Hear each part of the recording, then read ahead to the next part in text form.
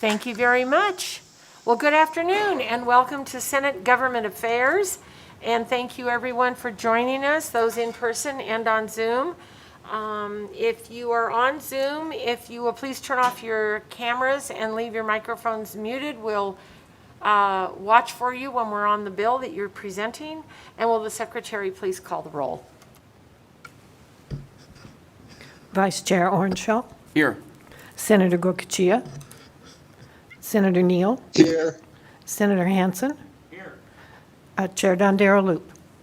Here, thank you very much. And I believe Mr. Gokachia is on Zoom, so we will find him shortly. We'll be watching for him. I'm going to skip all the housekeeping items. I think everybody's been in enough meetings this week that we can practically recite that ourselves. So today the committee will be hearing three bills, Assembly Bill 211, 249, and 253. And we have our very own Assemblywoman Hadagi, who I have spent the entire day with. And so we will open the bill on Assembly Bill open the meeting on Assembly Bill 211, and this establishes provisions relating to a plan to address impacts to wildlife. So please go ahead when you're ready, Assemblywoman. Thank you so much, Chair. And yes, I feel like we are glued at the hip today. We've been together since 8 a.m. this morning, inseparable. But good afternoon, committee members. Good afternoon, Chair. I'm Assemblywoman Sandra Howdigi. I proudly represent Assembly District 41, and I'm here today to present Assembly Bill 211 for your consideration. Nevada has some incredibly unique and diverse wildlife habitats. And because of our state's abundance of public lands, Nevada is the most seventh biodiverse in the United States. That is something we can all be proud of and something we should all want to protect.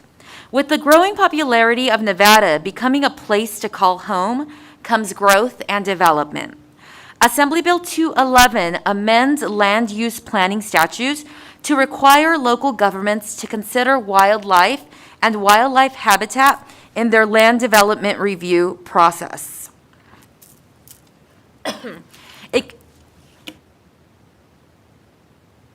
Existing law already requires numerous state and local agencies to review tentative development maps, including agencies like the Division of Water Resources and Division of Environmental Protection. In addition to water and environmental reviews, tentative map reviews must also consider access to utilities, schools. They must consider the impact on traffic, flood potential, and recreation, just to name a few. As development pushes further into previously undeveloped land, this bill will ensure that effects of development on wildlife are addressed prior to the approval of a development proposal. Chair, with your permission, I would like to turn it over to my co-presenter, Mr. Davis, who is here to give further remarks and walk the committee through the bill. Thank you very much. And Mr. Davis, go ahead when you're ready. Great to see you.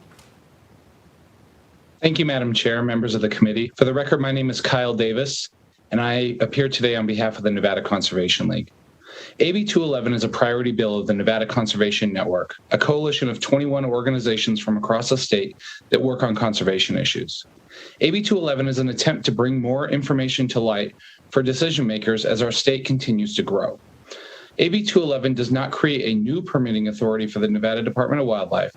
It simply ensures that when local governments are making decisions on new development, that they're doing so with the benefit of knowing the potential impacts on our state's wildlife populations.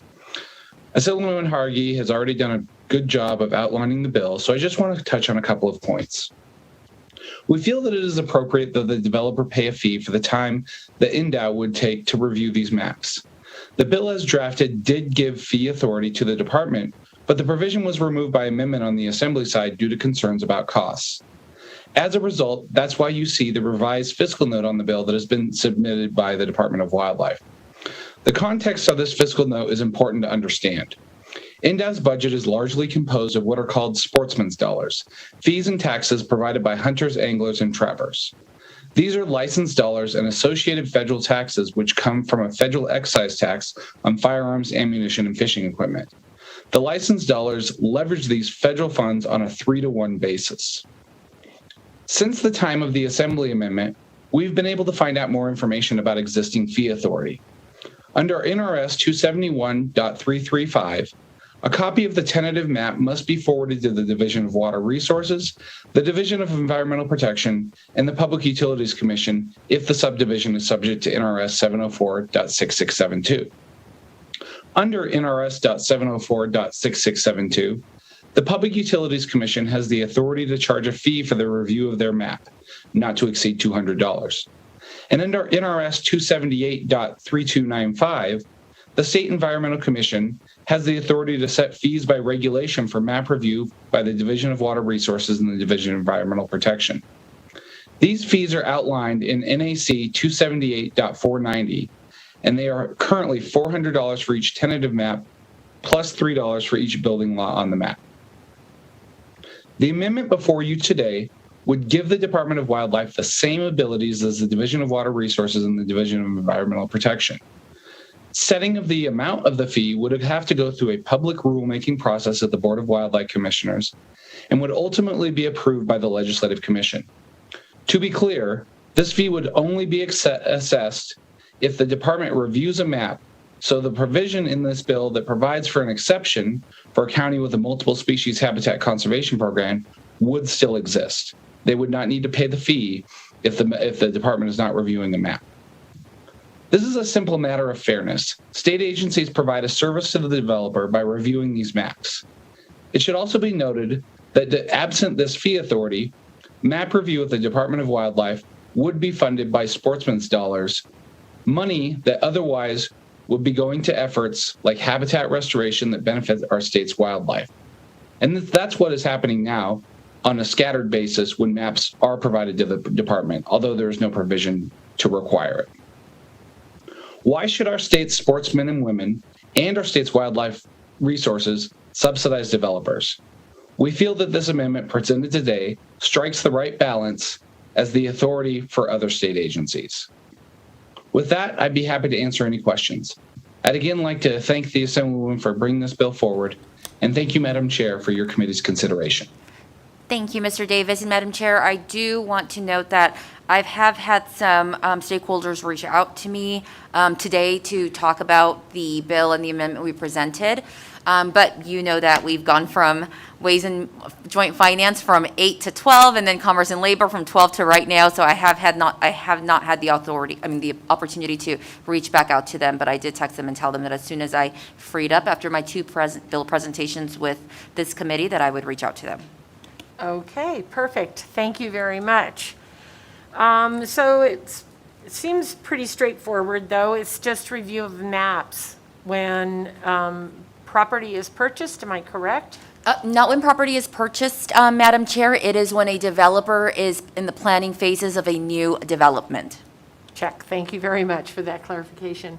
Any questions? Senator Neal. Thank you.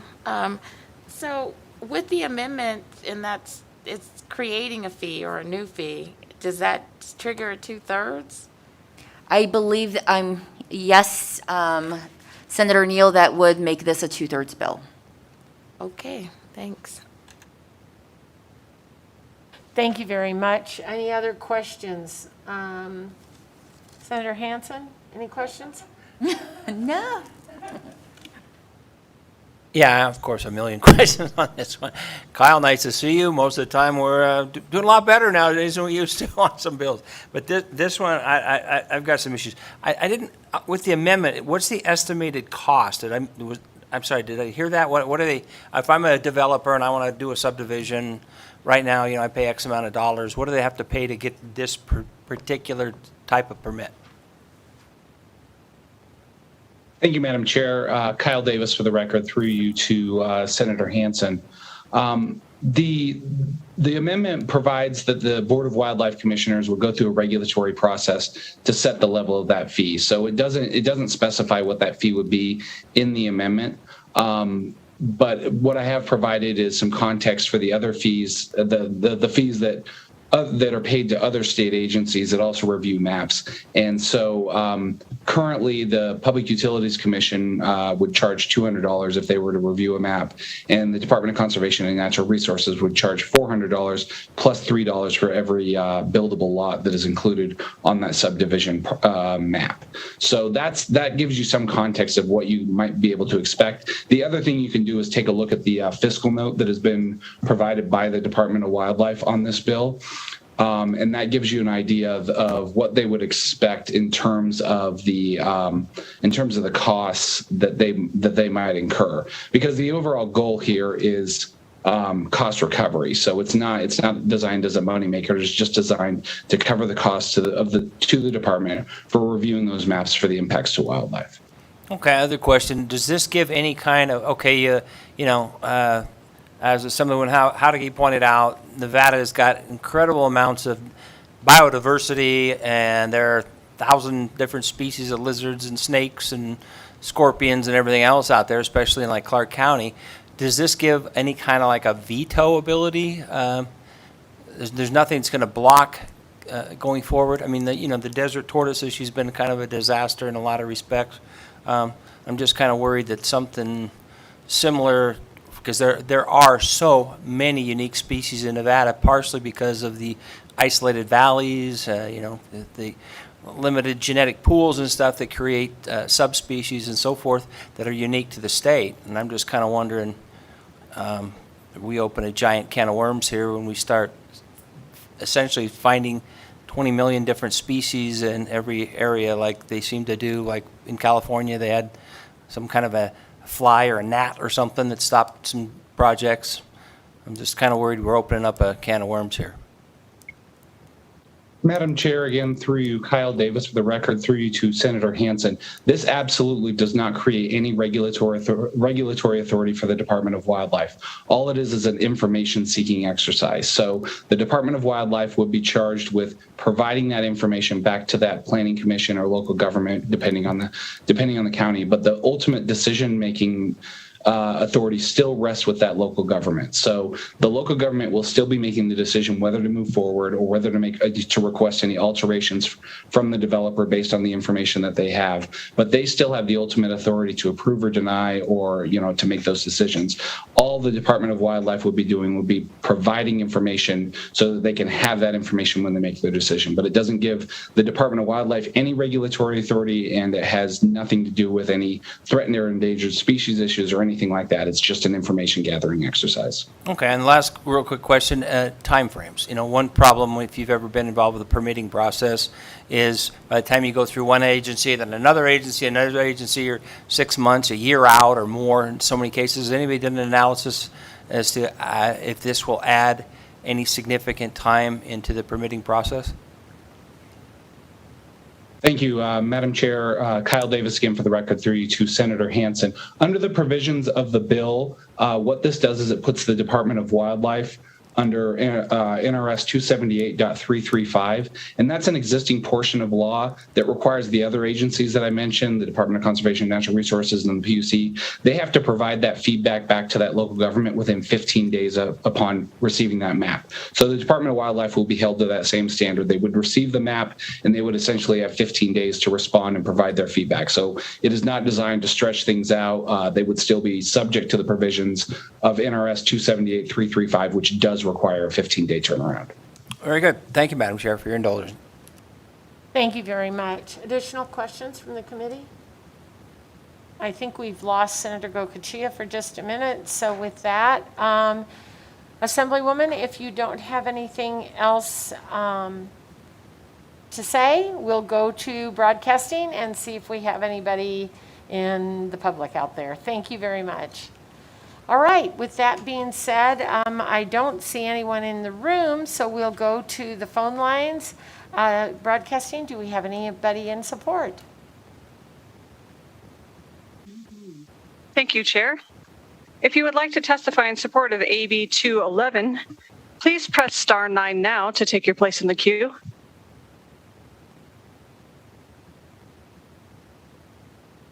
Caller with the last 3 digits of 294. Please slowly spell and state your name for the record. You have 2 minutes and may begin. Madam Chair and members of the committee, for the record, Callie Wilsey with the City of Reno. That's CALLIWIL, as is in Sam, EY. We are here this afternoon in support of AB 211. We are supportive of NDOW's review of tentative maps that come through the City of Reno. In fact, we currently encourage NDOW's involvement in our agency review process, and we include them in a distribution of all of our land use planning cases. As part of our master plan, the City of Reno aims to promote the protection and conservation of wildlife habitats, and we welcome the input of NDOW in this area. We want to thank the bill sponsor for working with us in the other house to resolve the procedural issue related to the length of time. We really appreciate her listening to our concerns in that area. Additionally, regulatory process. We do hope that the conversation around fees will also take into consideration the impact to local housing markets, particularly as we are working to continuously address affordable housing issues. Thank you for the opportunity to put these points on the record today, and thank you. Have a great afternoon. Thank you very much. Next caller, please. Caller with the last three digits of 048. Please slowly spell and state your name for the record. You have 2 minutes and may begin.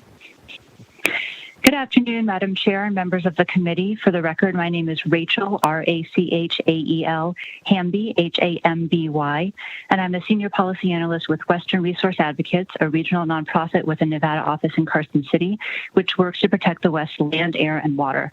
We are excited to support Assembly Bill 211, which would help Nevada maintain connected habitats and avoid impacts to wildlife. As Nevada's population grows, the need for housing to support the state's economic growth will only increase, and we recognize the need for new development. At the same time, urban sprawl is by far the leading driver of land and habitat loss in Nevada. The state must thoughtfully balance the need for growth with the need to protect our iconic wildlife and the outdoor recreation economy they support by ensuring that impacts to wildlife are considered when planning new development. AB 211 provides an efficient way to do this by adding consultation with the Nevada Department of Wildlife to the existing review process for subdivisions of land, and by adding wildlife impacts to the existing list of factors that local governments must consider when reviewing a proposed subdivision. Taking advantage of NDOW's existing data and expertise can help local governments make better informed decisions and lead to better outcomes for the people, lands, and wildlife of Nevada. We also support the amendment proposed by the Nevada Conservation League, which would authorize the Board of Wildlife Commissioners to establish reasonable fees for NDOW's consultation. Other agencies included in the existing review process already have this authority, and it is only fair that NDOW also be allowed to cover its costs rather than having to divert sportsman dollars promised to other programs. I urge you to consider this proposed amendment and to vote yes on AB 211. Thank you. Thank you very much. And broadcasting, next caller, please. Caller with the last three digits of 598. Please slowly spell and state your name for the record. You have 2 minutes and may begin.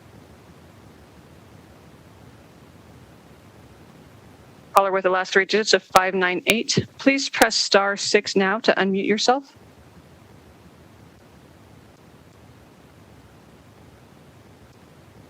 Moving to the next caller. We'll come back to that caller.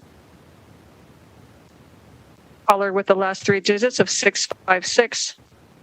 Please slowly spell and state your name for the record. You have 2 minutes and may begin.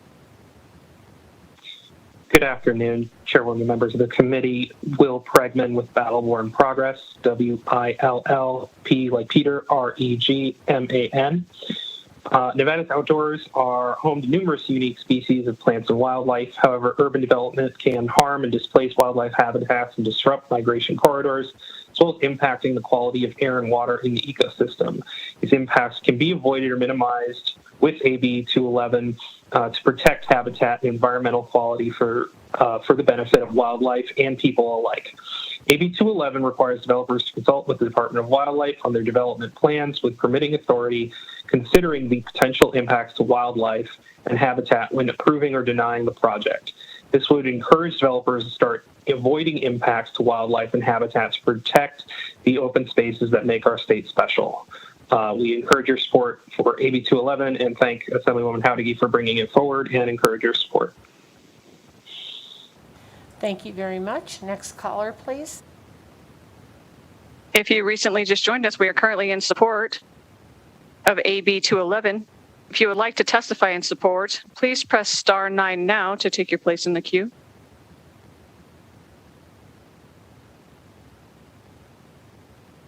Caller with the last three digits of 600. Please slowly spell and state your name for the record. You have 2 minutes and may begin. Yes, Madam Chair and members of the Natural Resource Committee, my name is Larry Johnson, Johnson. I want to thank you for the opportunity to testify in favor of AB 211 and its proposed amendment. We strongly support Department of Wildlife's review of proposed development as impacts on our wildlife resources. Sportsmen presently pay for the great majority of wildlife management in this state.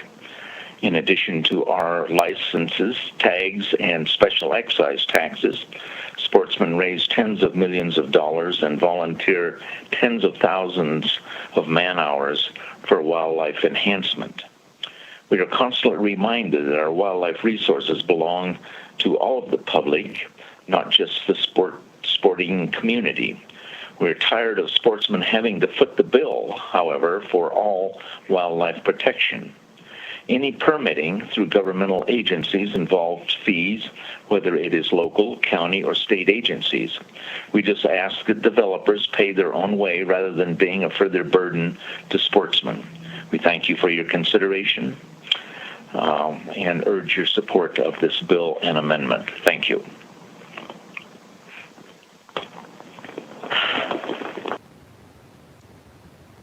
Thank you very much. Next caller, please. We are going to try to caller who had connection issues earlier. Caller with the last three digits of 598. If you can please press *6 now to unmute yourself.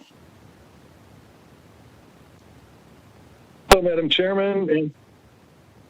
Hello, Madam Chairman. Good afternoon, committee members. My name is Pat Bruce, P-A-T BRUCE. I'm the Stewardship Program Director for Friends of Nevada Wilderness. We're a 501c3 nonprofit focusing on stewardship and advocacy for public lands here in Nevada. And our members and volunteers have generated well over $2 million worth of in-kind labor to the agencies managing public lands here in the state. I'd like to voice my support for the AB 211 with the proposed amendment as we increase and develop more and more of our state. Wildlife impact is obviously an issue, and having these plans submitted to the Nevada Department of Wildlife for review is a small part that developers can do to help us with our valuable resources in the state. Obviously, the costs incurred should be related to a fee, as the amendment states, to support the NDOW in their operations. The 15-day turnaround does not seem to add any undue process to the permitting, and Nevada Department of Wildlife's budget is obviously already allocated and doesn't need any more strain, so that fee is a small addition. So again, I'd like to thank you for considering this, and Friends of Nevada Wilderness members, staff, and supporters support AB 211 with the proposed amendment. Thank you. Thank you very much. And next caller, please. Chair, you have no more callers in support at this time. Thank you very much. And with that, we'll go to opposition. If you would like to testify in opposition of AB 211, please press *9 now to take your place in the queue.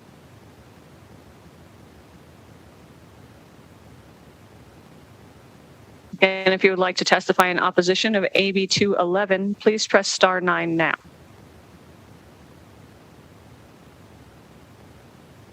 Chair, you have no callers in opposition at this time. Thank you very much. And so with that, we'll go to neutral. If you would like to testify neutral on AB 211, please press *9 now to take your place in the queue. Caller with the last three digits of 184, Please slowly spell and state your name for the record. You have 2 minutes and may begin.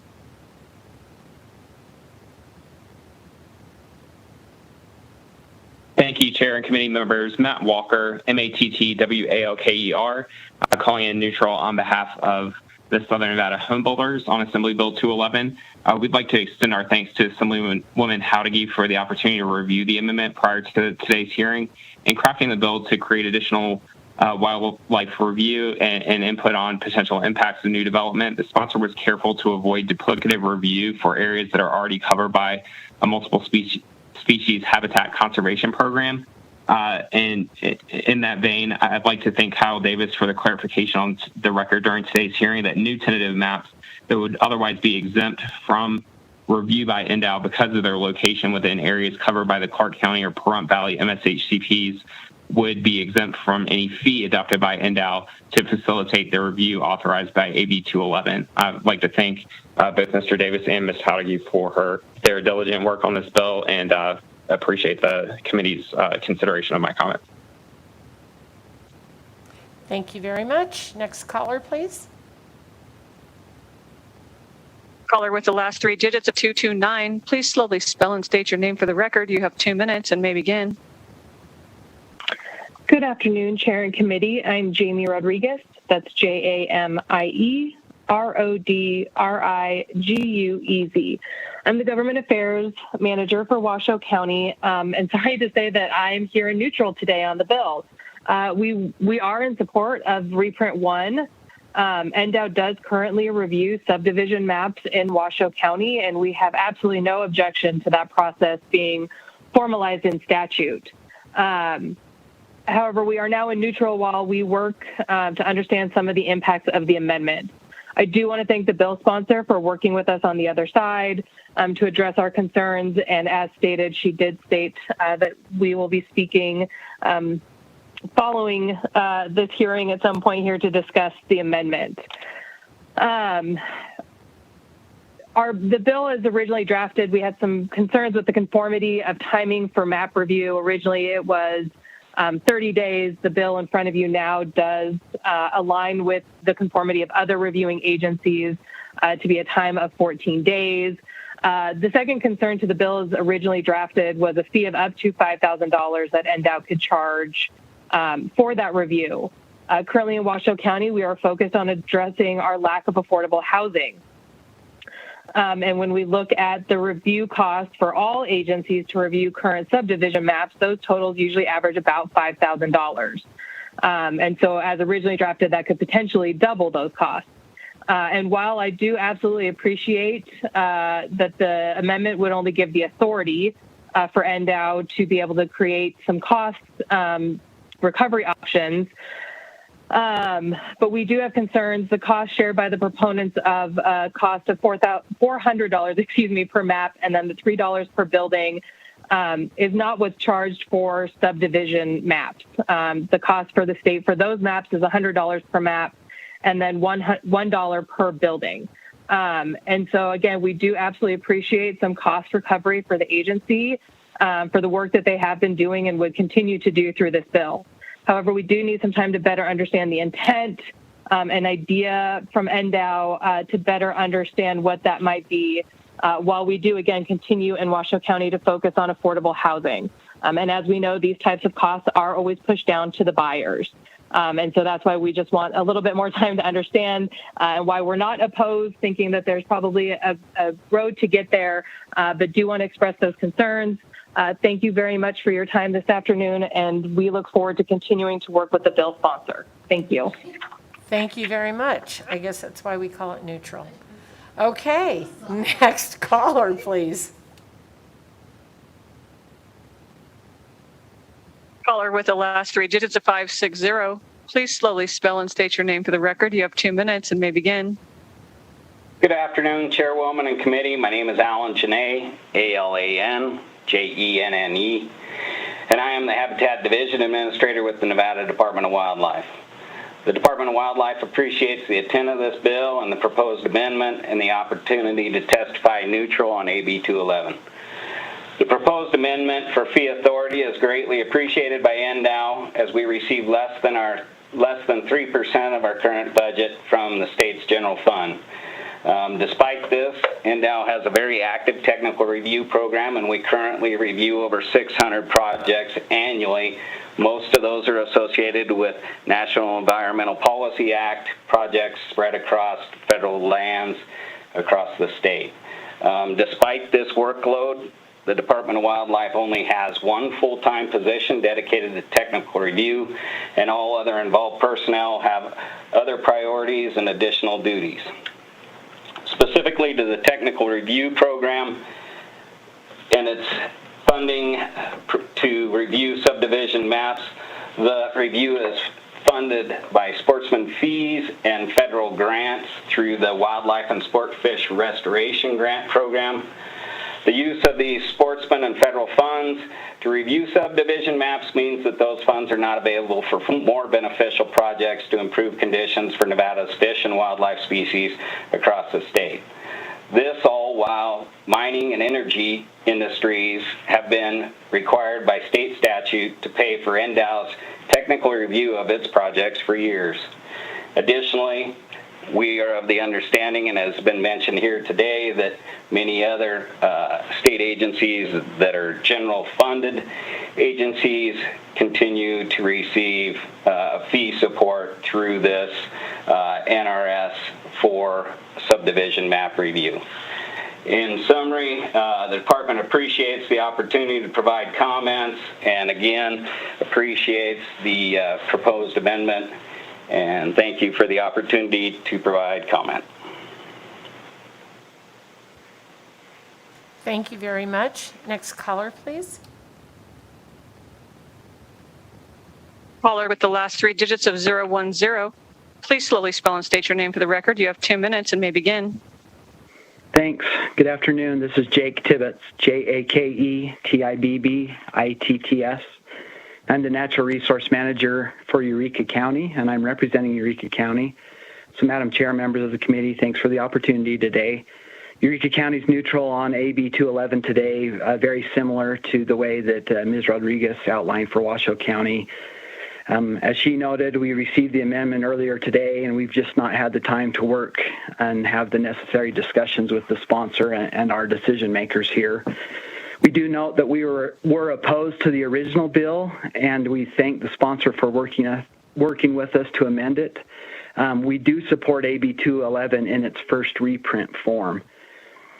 We want to point the committee to our submitted written testimony on Nellis that we provided on the original bill, and it still has many relevant considerations for both the first reprint and possibly the proposed amendment.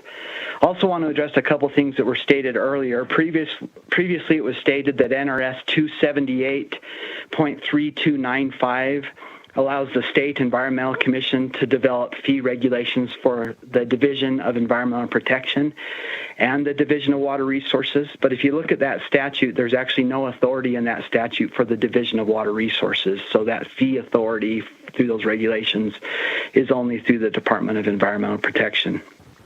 Also in Nevada, we're limited in our private land base, and we just can't simply relocate new housing opportunities in many cases because of this landlocked status.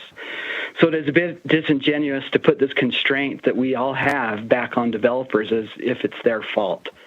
And finally, we agree and understand and agree with Ms. Rodriguez that the Nevada Administrative Code related to the fee for NDEP, specifically under NRS 278.335, is in NAC 445A.342, and that is $100 per map plus $1 per lot, not the $400 plus $3 per lot as previously stated. We also want to note that NDOW has a biologist covering each and every county of the state. They have technical review staff on board already. Their job is to stay engaged down and advocate for and assist in the conservation of wildlife, and they can do that in the current scheme.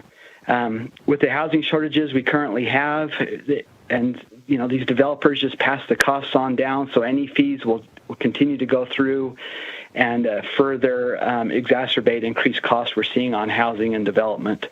And finally, there's a lot of things in statute already related to conservation and wildlife resources. And there's a lot of ways to work across the board with multiple entities to address the things that this bill is intending to do Mr. within that current Tibbetts, scheme. I appreciate Yes, your time. I will button up. Thank you. Thank you. Next caller, please. Caller with the last three digits of 728. Please slowly spell and state your name for the record. You have 2 minutes and may begin. Good afternoon, Chair Dondero Loop and members of the committee. For the record, this is Marla Nixdade Williams, MARLAMC, capital DAVE, with Strategies 360, representing Churchill County. As Mr. Davis noted in his testimony, the issue of fees was negotiated in the Assembly. We were able to come to a point where we did not oppose the legislation and extend our appreciation to the bill sponsor for the changes at that time. Unfortunately, the amendment just came to our attention today, and the fee structure being proposed to add back into the legislation is potentially problematic. We need an opportunity to further discuss this issue with the bill sponsor, and that's why we're testifying in neutral right now. Thank you, Madam Chair. Thank you very much. Next caller, please. Caller with the last three digits of 863. Please slowly spell and state your name for the record. You have 2 minutes and may begin. Good afternoon, Chair Dondero Loop and committee members Dagny Stapleton, DAGNY, STAPLETON, Executive Director for the Nevada Association of Counties, NACO. I don't have much to add, just wanted to echo the comments of Washoe County, Churchill County, and Eureka County. We did only just receive the amendment a few hours ago, and we look forward to conversations with the proponents. Thank you so much. Thank you very much. Next caller, please. Chair, you have no more callers neutral at this time. Thank you very much. Closing comments, Assemblywoman. Thank you, Chair. And I think you all heard, I think that's pretty good news. You guys had asked about what the review process would cost, and it looks like we overestimated. It looks like what the other agencies charge is actually only $100 per review, and so it's not something that's very costly. And what we're asking for is just parity for the Nevada Department of Wildlife, parity with what the other agencies have who do the same work. And the good news is that they don't just get to set the fees. They do it through regulation, which means that it's ultimately up to this body through the Ledge Commission to approve the fees that NDOW is requesting. So we ultimately have the authority to set those reasonable fees.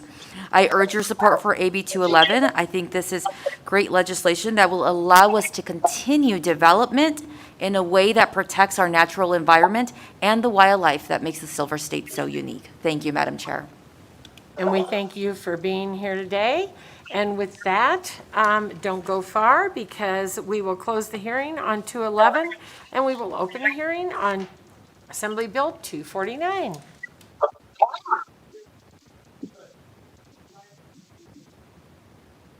Good afternoon again, members of the committee and chair. I'm Assemblywoman Sandra Jauregui, and I represent Assembly District 41, and I'm here to present Assembly Bill 249 for your consideration.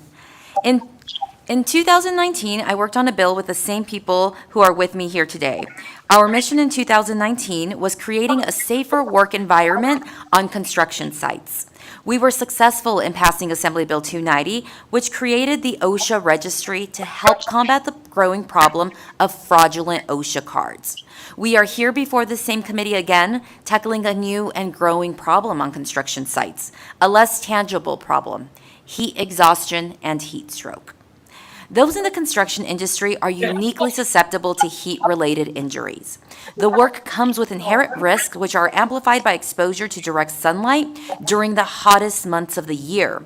Between 1992 and 2016, 285 construction workers died from heat-related causes, and more than a third of all U.S. occupational deaths are from heat exposure. These figures come from the American Journal of Industrial Medicine that examined heat-related deaths in their report published July 2019. The study also noted that 78% of heat-related deaths in the construction industry occurred during June, July, and August. Non-fatal heat injuries are far more prevalent. A study conducted in North Carolina showed that heat-related injuries is the most common cause for an occupational ER visit. Injuries from heat exhaustion or heat stroke can result from cognitive impairment, dizziness, sweaty, slippery hands, slowed response time, muscle fatigue and cramping, nausea or vomiting, and clouded eyewear that blocks vision. The risks are obvious when these individuals are working with hammers, power saws, nail guns, welding and propane torches, and doing so suspended several stories in the air or on the roof of a home. While everyone is affected, cement masons are most at risk, 10 times more likely to die than the average construction worker, followed by roofers, 7 times more likely to die than the average construction worker. According to the federal agency, the National Institute for Occupational Safety and Health, one of the most effective ways to combat this is to schedule higher risk jobs for cooler parts of the day, and that is exactly what Assembly Bill 249 aims to do. With your permission, Chair, I do have other co-presenters here. What you have before you is the first reprint. We worked with first reprint. We did work with stakeholders in the Assembly to get to a place where we could all compromise. And so what the bill before you today states is that a common interest community must not restrict the hours that construction work may begin during the months of May through September, other than those hours in which construction work may begin pursuant to a zoning ordinance by the governing body of a county or city. So if a city start time is 7 a.m., then a CIC must allow work in the community to begin at the same time only during the months of May, June, July, and August. Chair, with your permission, I would now like to turn it over to Victoria Carrion with the Division of Industrial Relations, OSHA, to speak about the issue and the growing number of complaints their office is receiving, followed by Kelly Gaines, President of the Nevada Subcontractors Association. Thank you very much. And for that information, Ms. Carrion, would you like to go first? Sure. Thank you, Madam Chair, members of the committee. My name is Victoria Carrion. I am the administrator at the Division of Industrial Relations, and we're happy to be here to speak about Assembly Bill 249 and the issues of and dangers of heat stress. And as Assemblymember Howdigi mentioned, there are a lot of heat-related illnesses, especially in our desert climate here in Nevada. And so to give you a sense of the Nevada data, we did provide some written testimony that is available on Nellis. You can look at the workers' compensation claims related to heat exhaustion from fiscal year 2018 to 2020. There's an average of 73 annual workers' compensation claims. So that gives you a sense of how many we have on the workers' compensation side. And then in OSHA, we also receive complaints from employees about heat stress in their workplaces. So there's been an average of 61 complaints per year over the last 5 years in Southern Nevada and 8 complaints per year in Northern Nevada. And obviously, a lot of that has to do with the difference in the climate. Some of the complaints do result in inspections by Nevada OSHA. And so we've conducted an average of 10 inspections per year over the last 5 years in Southern Nevada and 3 per year in Northern Nevada. So it is an important issue and one that we have placed a high priority on. And so Nevada OSHA has proposed a regulation to address heat stress, and that is currently pending in our office and would require employers and employees subject to certain high temperatures to do the following. It would include a program for management of heat stress in their written workplace safety program, encourage employees to hydrate frequently, ensure that employees have ready access to potable drinking water, provide access to shade to employees that may be suffering from heat illness, and provide training to employees and supervisors. And then in cases where an employee actually is starting to show signs of heat illness, the regulation would require an employer to relieve the employee from duty, to provide the employee with sufficient means to reduce their body temperature, and to monitor the employee to determine whether medical attention is necessary. So we've already had a regulation workshop on this in March, and we have an adoption hearing upcoming in June. And we think that this regulation that we are currently working on is a good complement to AB 249. Thank you. Thank you very much. Ms. Gaines, are you there? Would you like to give testimony now? Yes, I'm here. Thank you. Good afternoon, Madam Chair and committee members. For the record, my name is Kelly Gaines. I'm the president of the Nevada Subcontractors Association. I'm here alongside Victoria and Assemblywoman Howdigy in support of AB 249. The Nevada Subcontractors represents roughly 150 residential contractors, subcontractors, construction vendors, suppliers, and other businesses alike. These companies employ thousands upon thousands of Southern Nevada residents. Our number one priority in the construction space is to create and adhere to safety standards to protect employees and still having a positive impact on Nevada's economic development.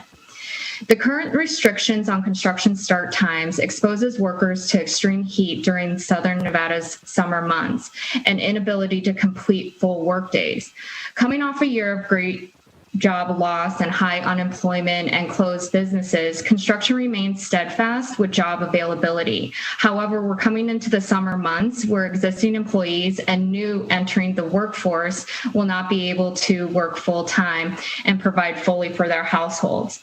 In addition, with the newly passed paid time off policy, limited work hours would not qualify for future paid time off for some of these employees.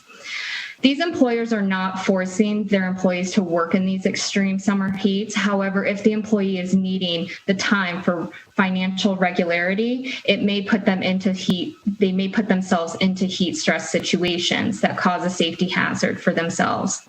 We believe passing of this bill will be giving employees the ability to work full-time during the summer months with limiting their exposure to high heat indexes, overall creating safer workspaces. I want to thank you, Madam Chair and committee members for consideration, and Assemblywoman Howdigy for bringing this forward. Thank you very much. And with that, we'll go to questions. Senator Neal. Thank you, Madam Chair. So this is for Ms. Carrion. So if you're doing regulations, what happens if the HOA doesn't comply? Are there penalties? Because I guess there's an example. So in one of my friend's neighborhoods, well, he lives in Lake Las Vegas, but like a Southwest guy came to do work over there and literally got into a shoving match. Well, the person that lived there shoved the Southwest guy because he didn't want them there. But there was a larger, I guess, issue going on within their HOA because they had a closed cul-de-sac and they weren't supposed to be doing any kind of construction.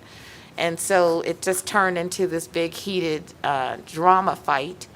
But I was just wondering what happens to the HOA if they violate. And I can jump in and help with that question, and then Ms. Carrion, if you want to jump in after. But I'm working on a similar bill that deals with HOAs who violate provisions of their CC&R or state law, actually. And right now, the CIC actually has administrative fine authority. And so if an HOA is in violation of regulations or NRS, you can file a complaint with the CIC. The HOA is given notice, there is a hearing, and then the CIC can issue an administrative fine. And then, Ms. Carrion, I don't know if there's anything you'd like to add to that. Thank you, through you, Madam Chair, to Senator Neal, Victoria Carrion for the record. So for Nevada OSHA, we only look at what the employer is doing, and we would only be able to issue a penalty against the employer. So we wouldn't have any direct authority over the HOA unless they are acting as the employer.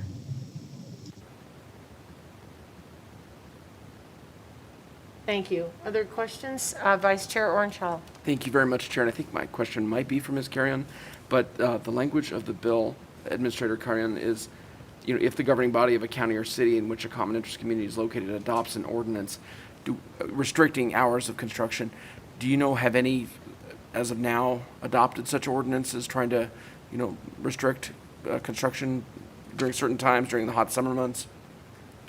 Local governments or HOAs, Senator? Governments, I was wondering. Local governments? Oh, no, so local governments do have their own set start times as we were working on the bill. And this is Assemblywoman Sandra Howdigy for the record. I apologize, Madam Chair. And Ms. Carrion, if you want to jump in after, but as we were working on the bill, Senator Orenshell, we did notice that different municipalities do have different start times. They don't restrict start times, so some of them are 7 a.m., some of them are 6 a.m., some of them are 8 a.m. But what we're trying to do is we're not trying to address what the start times that local government set. We're trying to address the start times that CICs, HOAs set that are way beyond what the local government has set. And we have run into some issues where a local, like a CIC might have a start time of 10 a.m. or 9 a.m., which during August, if you're a roofer, isn't a great time to be getting started. And then if this passes, those homeowner associations would have to comply with that local ordinance if there is one. During the months of May through August, or May, Thank June, you. July, August, and September. Thanks very much, Assemblywoman. Thank you very much. I have a question, and I know that this pertains to the HOAs, but do we have any laws such as this for the bigger buildings that we have, whether it would be a hotel being built or just a bigger project? Because those same people are out, of course, in the sun. I don't know if we have similar laws, Senator, or Chair Dondera Loop. What we're trying to address is first tackle the residential problem, but I mean, my intent with the bill has always come from a place of worker safety. I've worked on the OSHA issues for a couple of sessions now with Administrator Carrion and some of our local stakeholders, like the contractors and the subcontractors, and we're taking a bite of the apple, one small bite at a time. Thank you very much. I appreciate Eating the that. apple It was just a thought in my mind. Thank you. Any other questions? Senator Hansen. Thanks, Madam Chair. Actually seems like a good idea. My brother has a roofing company in Reno, and, those poor guys, no matter what the weather is, they're out in it. But starting early in the summer, not just for heat stroke, but just the convenience of trying to work in reasonable temperatures. So I'm just I'm curious, I'm trying to find out why there was some opposition at all in the assembly, but maybe there'll be some opposition testimony that'll help explain that. But to me, it seems like a very good idea. Thanks, Madam Chair. Thank you very much. All right. Senator Gocochea, if you can hear me, do you have any questions? And if I don't hear from you, I guess not. Okay, with that, then we will go to public support, opposition, and neutral. So broadcasting, when you're ready, we'll start with support. Thank you. Thank you, Chair. If you would like to testify in support of AB 249, please press star 9 now to take your place in the queue. Caller with the last 3 digits of 184, please slowly spell and state your name for the record. You have 2 minutes and may begin.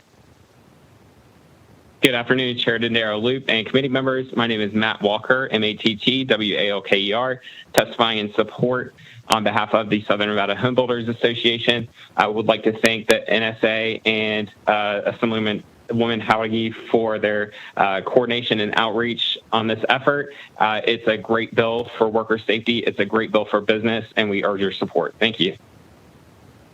Thank you very much. Next caller, please. Caller with the last 3 digits of 490. Please slowly spell and state your name for the record. You have 2 minutes and may begin. My name is Cyrus Hojati, Cyrus Hojjaty. Good afternoon. Thank you so much for bringing this bill. I think this is kind of a support/neutral testimony. I support the bill. I think it's very important that we improve worker safety, and there's certainly a lot of issues with construction that I have seen. First of all, I was hoping that this would be more about land use planning, but even though it's the number one concern here in Las Vegas, there have been a lot of injuries. There have been a lot of unnecessary disruptions. Certainly, I've seen it, the rate is higher than many other states. I'd just like to add on a few points. First of all, that a lot of the heat in Las Vegas, not all of it is natural desert heat. A lot of it is urban heat island effect. Las Vegas is the fastest warming city in the country because of the buildings and pavement. And we know when you go out to those far out towns like Indian Springs and Pahrump, nights cool a lot faster. Las Vegas used to cool a lot faster back in the 40s. so if it didn't warm up so much, nights would be more tolerable. I was just hoping if this bill does not disrupt the supply of construction, because we are having short supply of housing.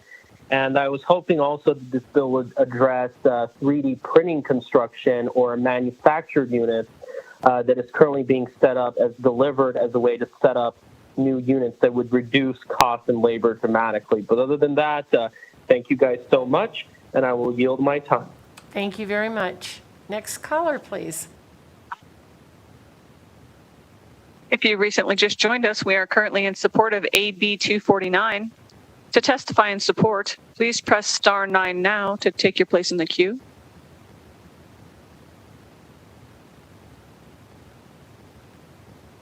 Chair, you have no more callers in support at this time. Thank you very much. Then we'll go to opposition. If you would like to testify in opposition of AB 249, please press star 9 now to take your place in the queue.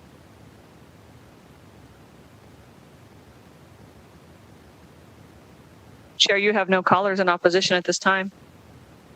Thank you very much, and we'll go to neutral. If you would like to testify neutral on AB 249, please press star 9 now to take your place in the queue.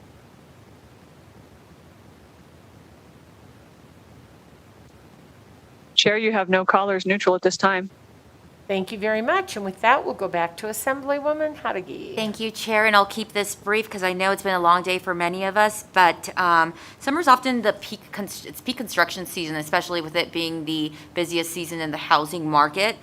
And so there's no choice sometimes but to go out there and work, even on the hottest days. I think the amended AB 249 that you have before you helps us target the two biggest dangers of working in Vegas heat stroke and heat exhaustion. So I would urge your support of Assembly Bill 249. And before I end, I do see some mothers on the committee, so I want to wish you all a very, very, very happy Mother's Day. Thank you.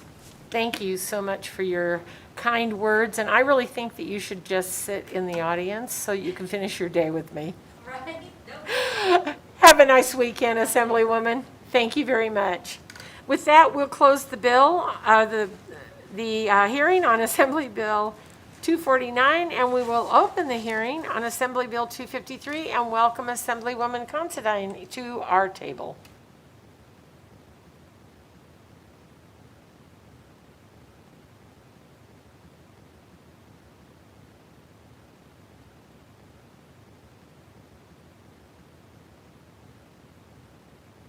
Thank you, Chair Dondaro Loop, Vice Chair Orenshaw, and the members of the Senate Committee today.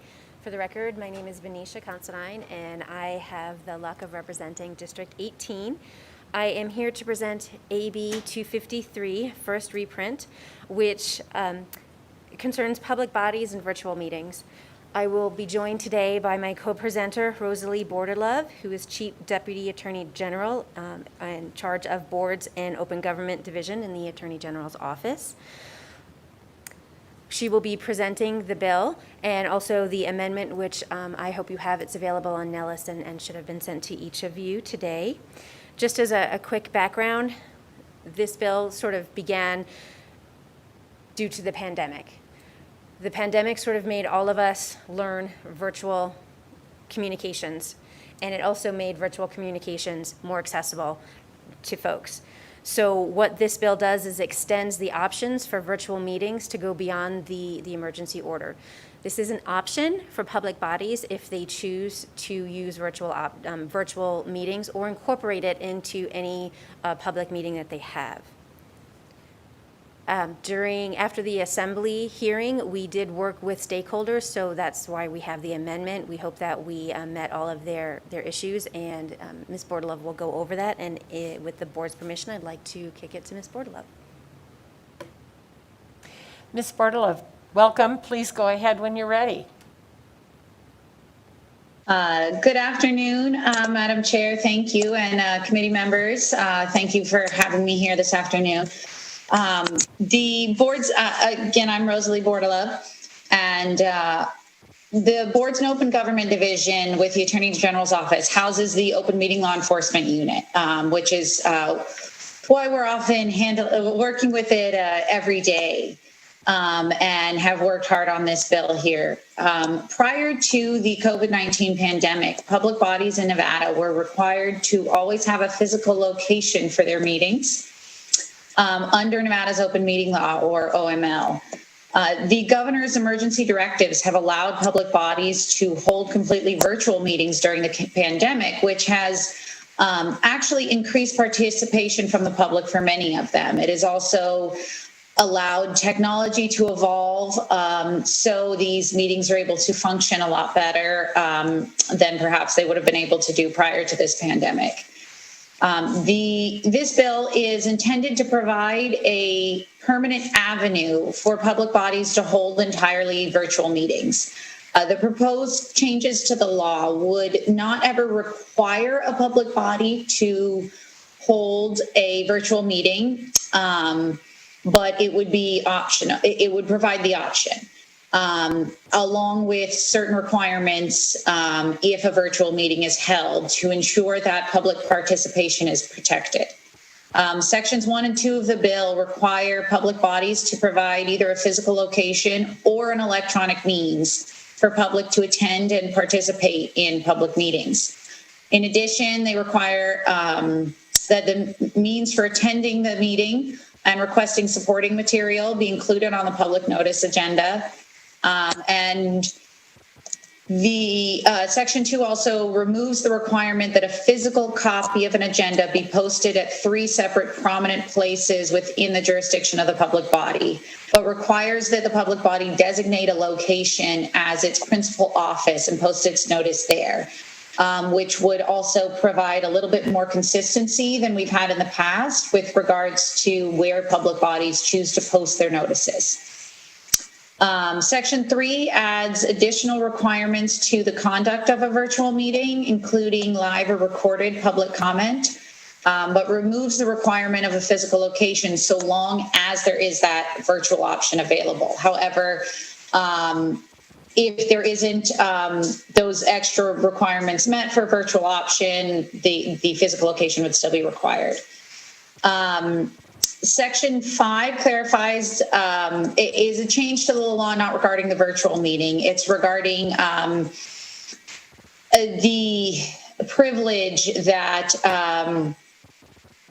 individuals have when making public comment. It's truly just a clarification. The law currently states that a witness has an absolute privilege to publish knowingly false information as part of a public meeting, but then qualifies that privilege in the same sentence. So this change is intended simply to clarify the same actual effect of the law as it is today.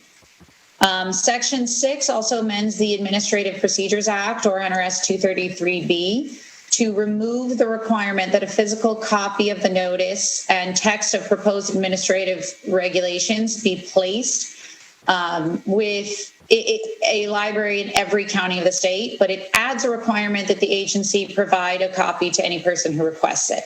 So the idea there was to waste a little less paper in printing, but make sure that we have the same, if not more, access to public who is actually interested in receiving a copy.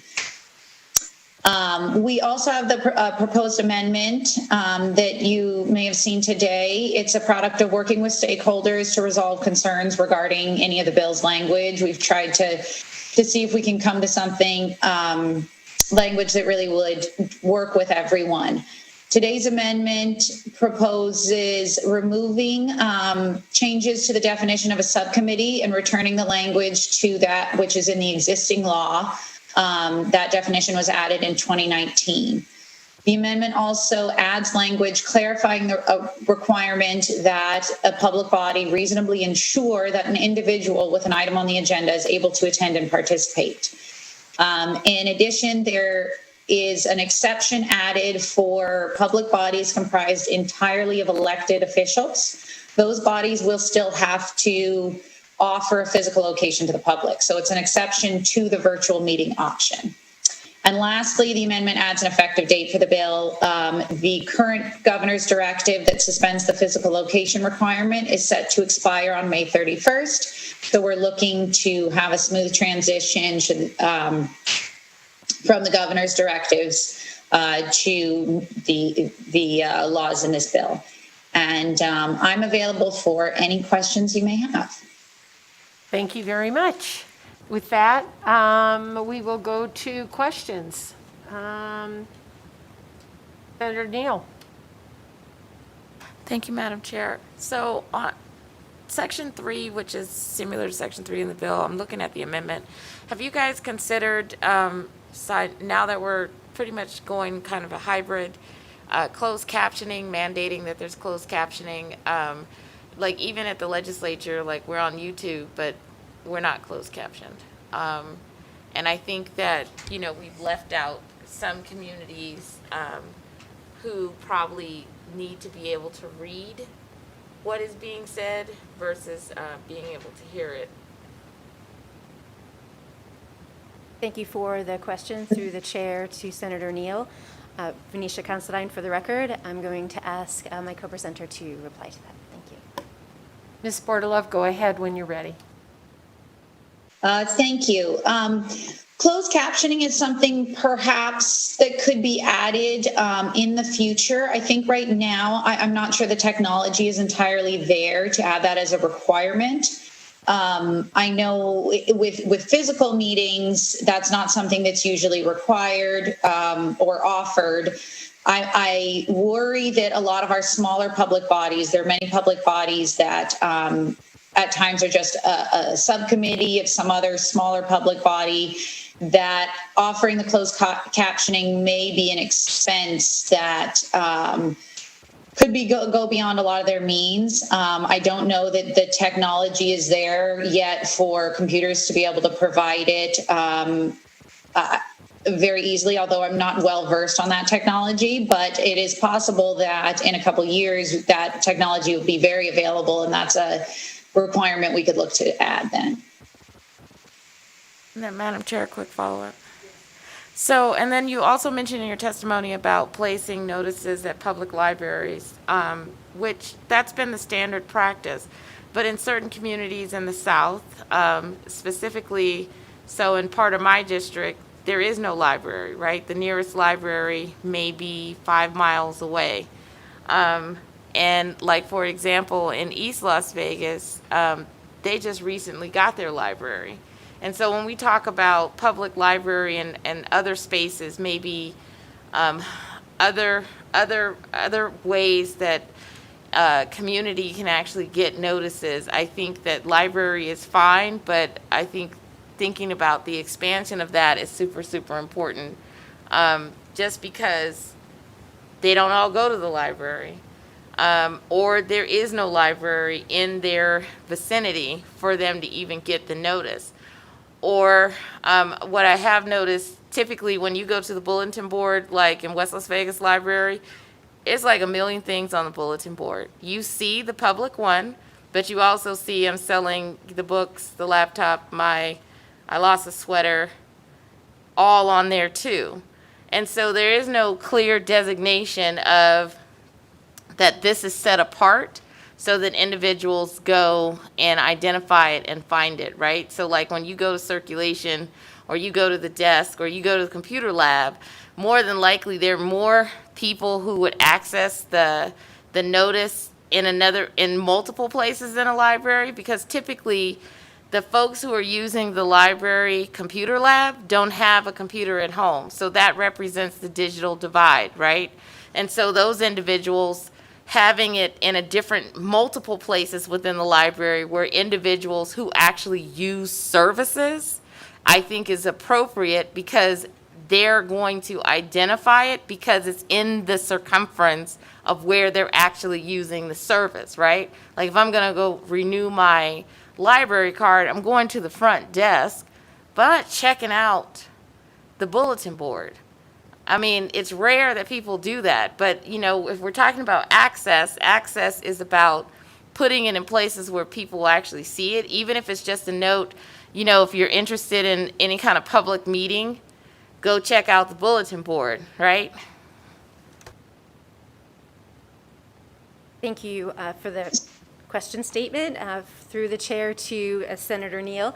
I appreciate that. One of the things that this pandemic brought up is requiring the public notices to be in libraries. It was kind of a problem because the libraries were closed. So there was almost no point to having it in the library if no one could get into the library to see it. I will defer to Ms. Bordelove on your other issues, but access is one of the reasons why this bill is brought forward, and having it in multiple areas does promote access, and I agree with your statement about libraries not always being the most convenient place to everybody in the valley. Thank you very much. Additional questions, Senator Neal? Senator Hansen. Thanks, Madam Chair. First of all, it's very nice to meet you this morning for the first time, so thank you very much for coming. On the postings question, I'm not sure, does the law right now, I know it requires it, I think, on, like, post in a library or whatever, but is there in law now, I don't know if anybody knows, are you allowed to do it by email or something else in addition to that? I mean, it's not like it's only limited to postings or in a newspaper or something, is it? Through the chair to Senator Hansen, for the record, this is Venetia Considine. Thank you. It was a joy meeting you this morning as well, and I am going to defer to my co-presenter to answer that question. Ms. Bordelove, go ahead. Thank you.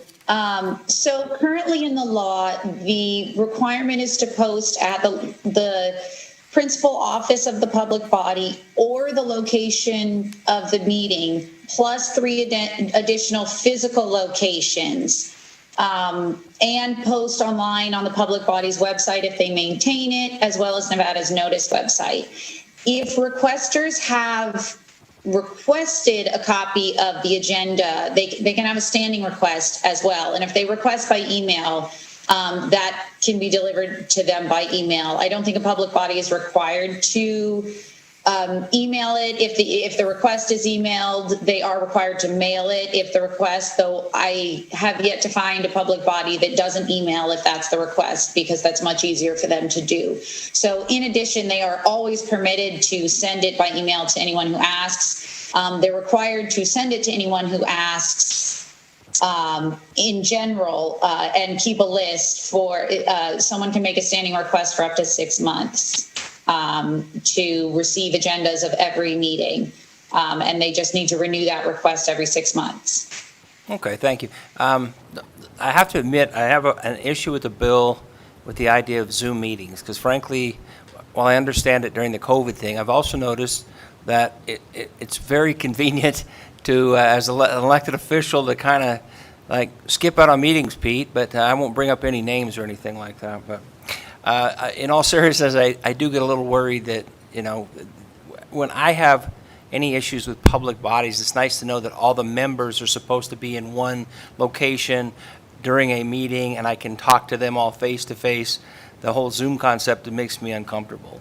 So, I could see it during, like if you have a sunset in this or something, so during COVID type situations, it would be allowed. My fear though is that for convenience of people who frankly don't always like to face the public, that it might be kind of a little bit of a way for them to avoid showing up in places like this. And when there's a crowd full of hostile people, it might be kind of handy at times to be able to sit behind my computer screen at home and do it from a Zoom location, which, if I understand it right, this law would allow.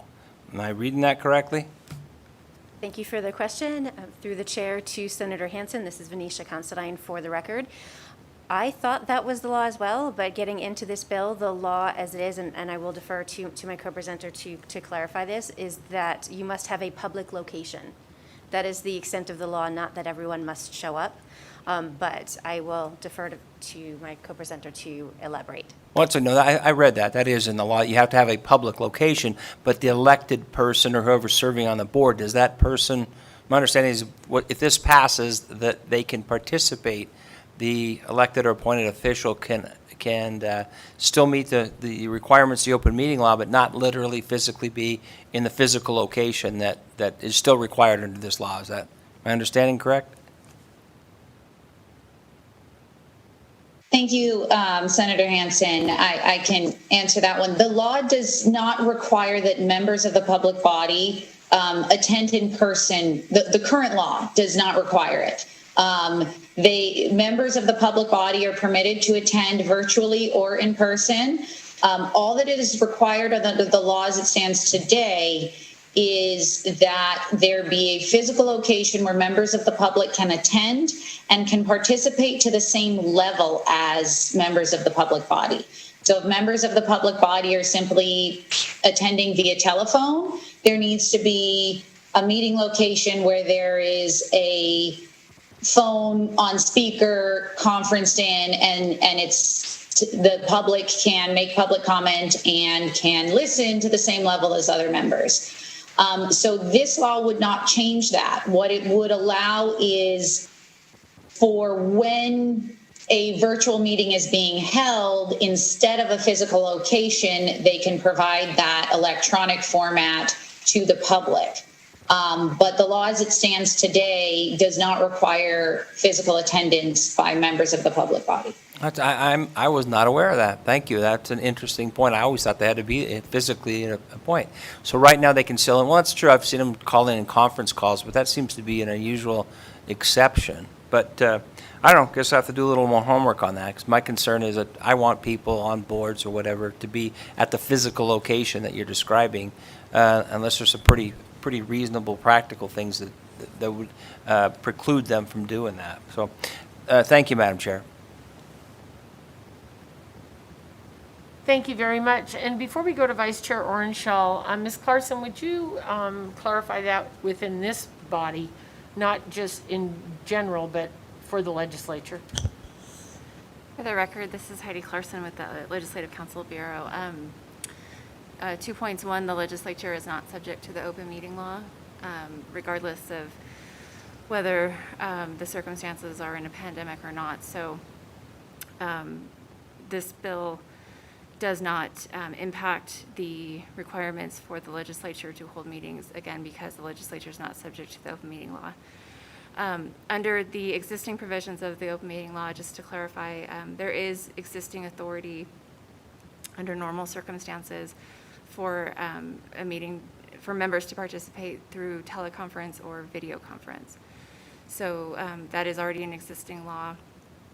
The bill does expand a little bit and use different terminology. It refers to remote technology system, but there is already authority under existing law for a member to attend by telephone or video conference. Thank you very much. Vice Chair Orenshaw, did you have a question? Yes, and thank you, Assemblywoman Considine, for bringing the bill. And I agree. There's been many evenings that I've, thought, about heading down to the town board meeting, and if Zoom had been an option, even before the pandemic, I think I might have been more likely to log in and jump in on Zoom. One question I have, I think, for the Deputy Attorney General on Section 2 of the bill, 4 sub A, and I'm looking at the first reprint. The deleted language, the minimum public notice is posting a copy of the notice at the principal office of the public body. And then the red deletion says, or if there's no principal office at the building in which the meeting is to be held, and at not less than 3 other separate prominent places within the jurisdiction of the public body, not later than 9 a.m. of the third working day before the meeting. So that language would be deleted, correct? Correct. That language would be deleted, and the effect of that deletion would require a public body to designate a location as its principal office and always post at the same location. Oh, thank you. And then if I could have just a couple follow-ups. Thank you, Chair. So if the meeting is going to be held completely virtually, then the only posting would need to be on the website. There'd be no physical posting in that new language right after there in the blue. And I'm looking at page 7, lines 36 through 43 of the first reprint.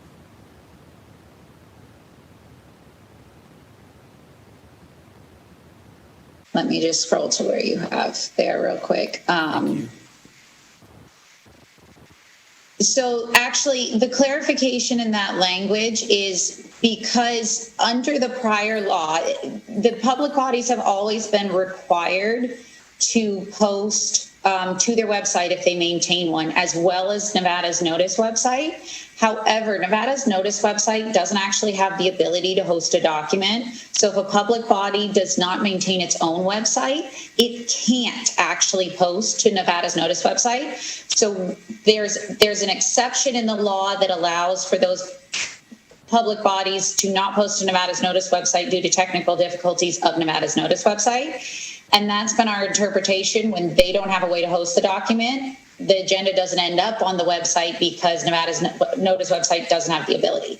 So this is trying to close that loophole for an entirely virtual meeting to say a public body must find a way to have its agenda hosted online to hold an entirely virtual meeting. Otherwise, it cannot hold an entirely virtual meeting. And it's trying to kind of close that exception so there is never a circumstance where there's an entirely virtual meeting held and no agenda online.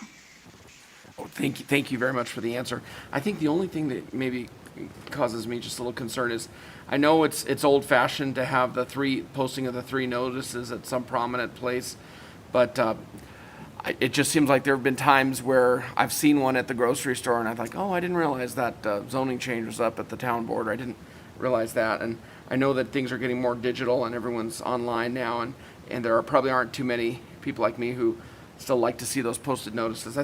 I really like the bill. I just think that that's the one part that I kind of hate to see us lose that. And I know that's old-fashioned to have, the 3 postings, but otherwise I really like the bill, and I think that's just my concern is that maybe some people, see it at the grocery store and aren't subscribing to the bodies, to get the agendas and online.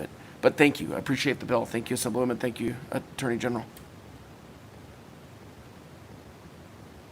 Senator Neal. Thank you, Madam Chair. So have you guys considered also with this bill? So currently now, like you can get on City of Las Vegas or you can get on North Las Vegas, and sometimes they have a video link where you're supposed to watch the video, watch the meeting, and you can't access the link, right? Or it won't pop up, it won't show, it has to download or it won't download. And so I have always felt like, number one, sometimes it's hard to get to. The link is hard to get to. It's not readily available even when they have their set aside, and trying to make sure that there must be an immediate fix that happens if they get notice that folks cannot watch the meeting online, that there needs to be an admin staff or tech there to fix it so that it is readily seen, because that's a problem, because you can't watch it from home. And so, but that's currently going on in the space. So. Thank you for the question through the chair to Senator Neal. Venetia Considine for the record. There is some language in here about reasonably making the efforts to work on that from the side of the public body, but I would like to ask Ms. Bordelove to elaborate on that, please. Thank you, Assemblywoman. I will point to first, you mentioned North Las Vegas or some, I'm guessing you're pointing towards city councils. Those actually would not be able to have an entirely virtual meeting under this law. They would still need a physical location because a city council is an entirely elected body.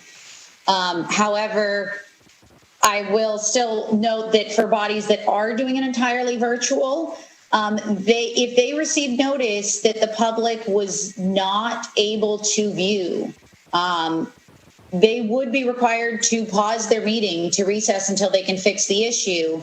And that is a risk that they may take if they choose this entirely virtual option. Now, the main reason we were putting this together is because many public bodies have to schedule a special meeting because they need to hear or decide on one item, approve a settlement agreement, something small. And this is very much targeted at those types of meetings, as opposed to regular meetings, although this would permit larger regular meetings. But when you have a lot greater attendance, there's more possibility for technological issues. And a public body would be taking the risk that they may have to recess if they receive phone calls that the public's not getting in.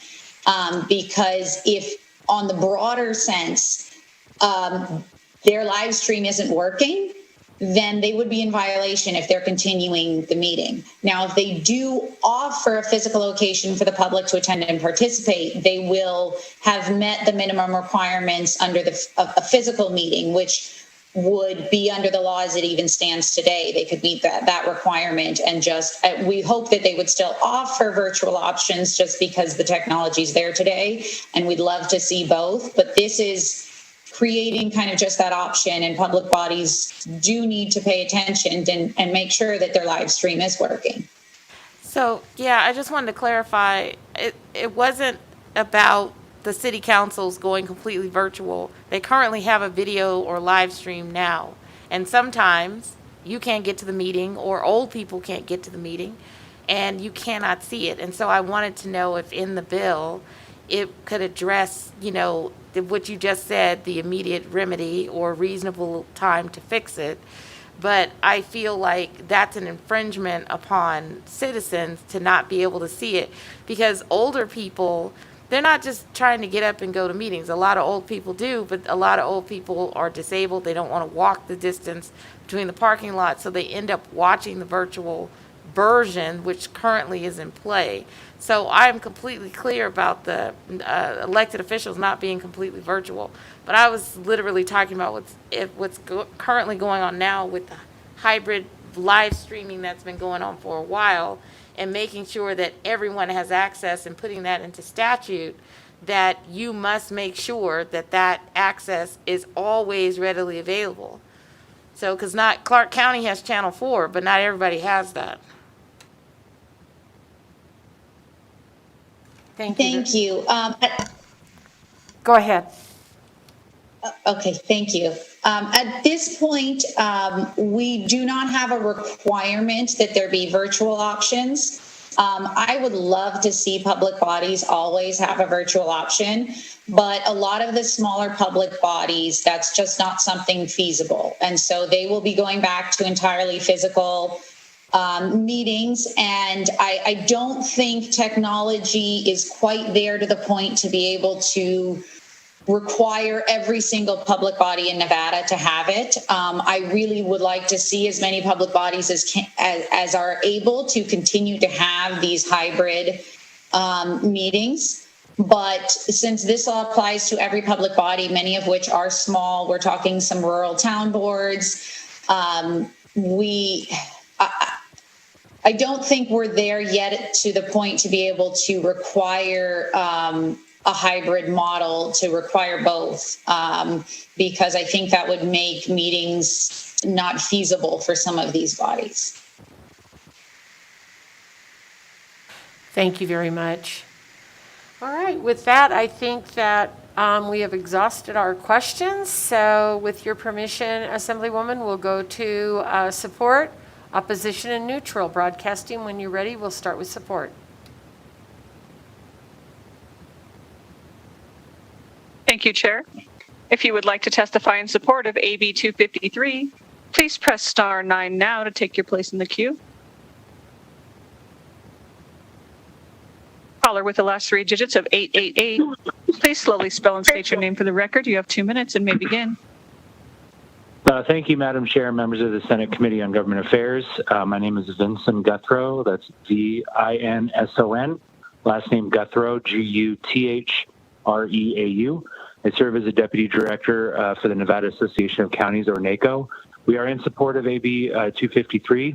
We believe this bill is good public policy and provides further clarity on some of the language from AB 70 that was passed in the 2019 session, while balancing the need for government transparency and public participation, while providing an effective mechanism to ensure that local governing bodies can adhere to the spirit and letter of the open meeting law. AB 253 provides common sense measures to allow for virtual participation in our public process, while not overburdening local governing bodies while they conduct the public's business in an open and transparent forum. Finally, NACO would like to thank the sponsor and the Office of the Attorney General for presenting AB 253. NACO has been a participant in the Attorney General's Open Meeting Law Task Force since its creation, and we appreciate the Attorney General's office for bringing together such a wide range of interested stakeholders and including counties on that task force. Thank you, Madam Chair and committee members, for hearing the bill. We appreciate the opportunity to testify in support of AB 253. Thank you very much. Next caller, please. Caller with the last three digits of 037, please slowly spell and state your name for the record. You have 2 minutes and may begin. Tanya Brown, spelled TONJABROWN, Advocates for the Inmates and the Innocent. We support this bill, but it is vague in a certain area dealing with the material that is provided from the private citizen to the board. For an example, I have attended many board meetings over the years, including that of the Pardons Board over the last 15 years or 20 years. Ballot question number 3 passed in November of 2020, dealing with the Pardons Board. It allowed it allowed 4 hearings per year. So on March 22nd and March 23rd, 2021, I appeared before, I called in because nobody in person, it had to be called in. Anyway, in dealing with ballot question 3, I was asking the Pardons Board to consider allowing of the 4 hearings, one of those hearings to be set aside for the family members of those who have lost their loved ones, who were wrongfully convicted and were appealing their convictions, and they have passed away either through natural causes, a deadly virus, disease, those types of things. So the material that I had provided to the Pardons Board, and I have provided material to the Pardons Board over the years, and it's always been accepted, except now this time it was not accepted. They did contact the Attorney General's office, and after they reviewed my material, the Attorney General's office would not allow my material to be a part of the public record for the Pardons Board. And this is the first time that has ever happened. Now, I'm not sure whether there's something because if you're not in person, they won't accept your material. But then again, another person called in, and her material was accepted. So something is just not right with this bill here. It's a good bill, but why is one person's material allowed and another is not? But I do support the bill. Thank you, and have a great day. Thank you very much. Next caller, please.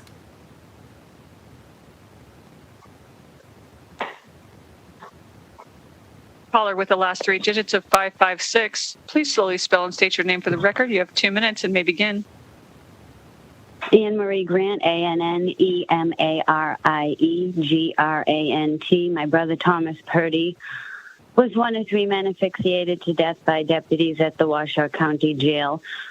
When my brother was killed, the commissioners were neglecting their duties under NRS 211.020. When my brother was killed, the death rate at the jail was 5 times the national average and 600% higher when Sheriff Chuck Allen took office. Of course, I wanted to make my feelings known and be a voice for my brother during their weekly county commissioner meetings and other public meetings in the state where my brother was killed. Because I do not live in your state, I'm from Boston, I could not physically attend the meeting.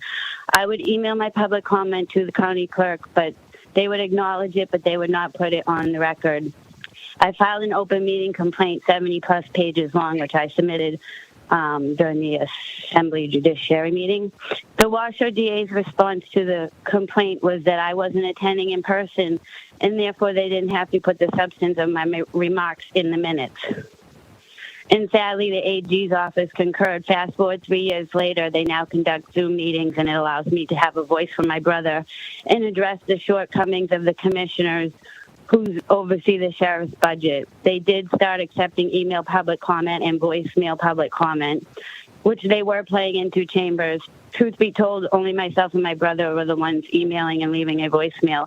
This went on for a couple months when Bob Lucy, County Commissioner, suddenly stated on the record he was changing the rules and they would not read or play the emails.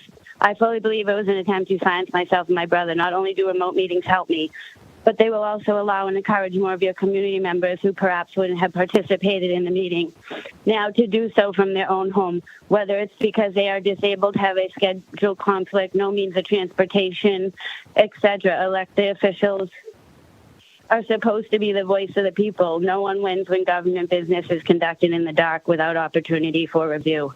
I am invested in your local state and government, and that is where my brother was murdered by police.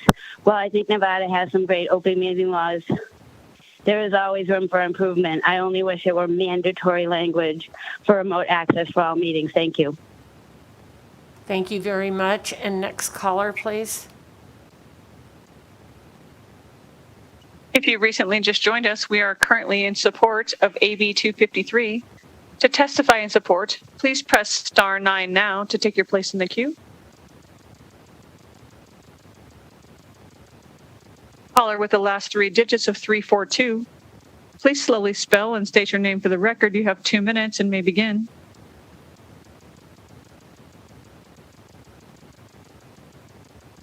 Good afternoon, Chair and members of the committee. My name is Victoria Gonzalez, VICTORIA-GONZALEZ, and I'm the Executive Director of the Department of Sentencing Policy, and I'm testifying in support of this bill.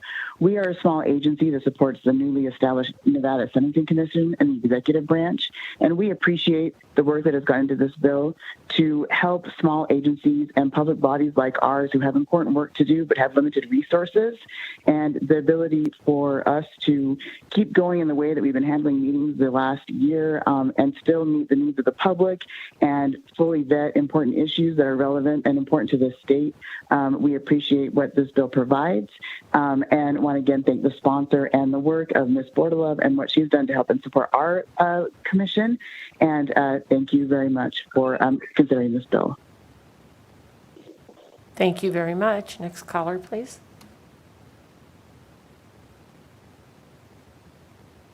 Chair, you have no more callers in support at this time. Thank you very much. We'll go to opposition.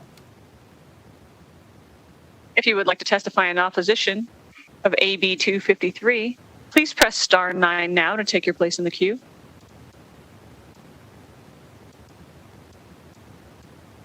Chair, you have no callers in opposition at this time. Thank you very much. We'll go to neutral. If you would like to testify neutral on AB 253, please press star 9 now to take your place in the queue. Caller with the last 3 digits of 294, please slowly spell and state your name for the record. You have 2 minutes and may begin. Madam Chair and members of the committee, for the record, Callie Wilsey with the City of Reno. That's CALLIWIL, S as in Sam, EY. I am testifying today on behalf of the Urban Consortium, which includes the cities of Reno, Sparks, Henderson, and Las Vegas. We're calling in neutral today and want to thank Assemblywoman Considine and Ms. Bordalov for working with us on the amendment brought forward to you today. This addresses our concern that it may be viewed that a local government would be required to provide technical support to a user to be in compliance with the open meeting law. We appreciate the various discussions on this bill and the collaboration to find a way to address this concern. Thank you for the opportunity to testify today, and I hope you all have a great weekend. Thank you very much. Next caller, please. Chair, you have no more callers neutral at this time. Thank you very much. With that, we'll go back to the Assemblywoman. Do you have any closing remarks? I want to thank my co-presenter. I want to thank everyone on the stakeholders and the task force that worked really hard to get this together. And it's Friday. It's Mother's Day this weekend. Happy Mother's Day to all. And thank you so much for your time. Thank you very much, and have a nice weekend to you as well. Okay, with that, I will close the hearing on Assembly Bill 253, and thank you, Ms. Bordalov, for joining us today.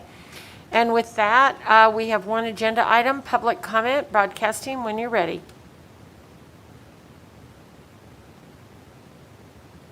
Thank you, Chair. If you would like to speak in public comment, please press star 9 now to take your place in the queue.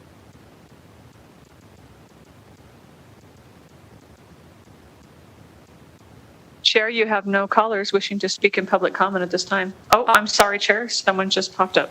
Thank you very much. Caller with the last 3 digits of 556. Please slowly spell and state your name for the record. You have 2 minutes and may begin. Anne Marie Grant, ANNEMARIEGRANT. My brother was 38 years old when he was hogtied by Reno police for over 40 minutes during a mental health crisis. He was then dumped at the Washoe County Jail, still hogtied and put prone and then asphyxiated to death. Today I'd like to talk about Micah Abbey, who was 33 years old when he lost his life to Reno police, 12/25/2011. He was in a group home for mentally disabled folks. He got into a verbal argument at dinner time with one of his peers. Reno police came by the time Officer Keith Pike, Daniel Bond, Scott Rasmussen, Brad Dimitropoulos arrived. Micah was resting peacefully and calmly in his bedroom by himself, sitting on his bed. Micah did apparently attempt arrest. Who would want to go to jail on Christmas? However, the police reaction was to tase him 22 times, of which 12 of those he was handcuffed and face down with officers on his neck and back. They also hog-tied Micah like they did to my brother Thomas Purdy. They used a baton on him as well. He never made it out of his room alive. I personally know Micah's family. And so many families living the nightmare of police killing your loved one without consequence. Christmas is a dreaded day for Denise, Micah's mom. She was killed on Christmas Day. She worked in a mental hospital for years, and they didn't kill anybody. Truth be told, the only community member to die at a mental facility was Ronald Leach, who was a patient shot in the parking lot of the mental hospital by Reno PD. Please support bills that promote transparency and accountability from law enforcement. Thank you. Have a nice weekend, and happy Mother's Day to all the mothers. Thank you. Thank you very much. Any additional callers in public comment? Chair, you have no more callers wishing to speak in public comment at this time. Thank you very much. And with that, we'll wish all the mothers happy Mother's Day, and we appreciate all the staff and broadcasting. Have a nice Mother's Day to you, Ms. Burkett, and we'll see you on Monday. The meeting is adjourned.